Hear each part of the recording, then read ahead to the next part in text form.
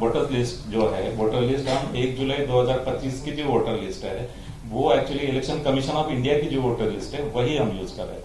इसमें अभी दोबारा मतदार को हमने आइडेंटिफाई किया, उसके ऊपर कार्यवाही चालू है। और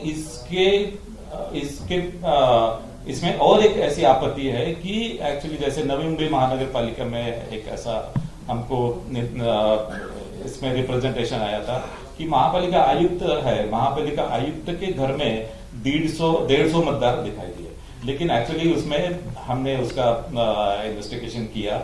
उसमें ऐसा है कि वहां पे जो सेक्शन एड्रेस है वो सेक्शन एड्रेस एक्चुअली वो एक्चुअल वोटर का एड्रेस नहीं होता है। सेक्शन एड्रेस एक लैंडमार्क टाइप का होता है, उसमें 2-3 लैंडमार्क ऐसे उसमें मेंशन होता है और वो एक्चुअली सेक्शन एड्रेस के अगेंस्ट में वो 150 मतदार उसमें निकले थे।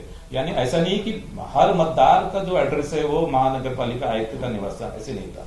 वो एक है। दूसरा ऐसा उसमें और एक एक्चुअली उसमें रिप्रेजेंटेशन आया था कि वहां पे नवी मुंबई महानगर पालिका में टॉयलेट में एक्चुअली 10 मतदार दिखाई दिए, लेकिन एक्चुअली वो जो टॉयलेट की जो बिल्डिंग थी, टॉयलेट की बिल्डिंग के ऊपर फर्स्ट फ्लोर और सेकंड फ्लोर वहां पे एक्चुअली लोग रहते थे और वहां पे तब वो रजिस्ट्रेशन हुए थे और इसके कारण वो एक्चुअली टॉयलेट का एड्रेस वो टॉयलेट के ऊपर रहते थे फर्स्ट और सेकंड फ्लोर, बाद में वो वहां से निकल गए। एक मिनिट बाकीच्यांना पण थोडंसं विचारू द्या ना, थोडंसं सरकारी अफसर जो होते हैं जो आपकी रियायत दी गई है उससे ज्यादा भी समय तक टिके रहते हैं। चुनाव का जब ऐलान होता है तो इंटरनल ट्रांसफर होता है, घूम फिर के वो तो वही रहते हैं। तो क्या ये ईमानदारी से ये चीज पर अमल किया जा रहा है कि आपने जो गाइडलाइंस उन अफसरों की नियुक्ति को लेकर बनाई है?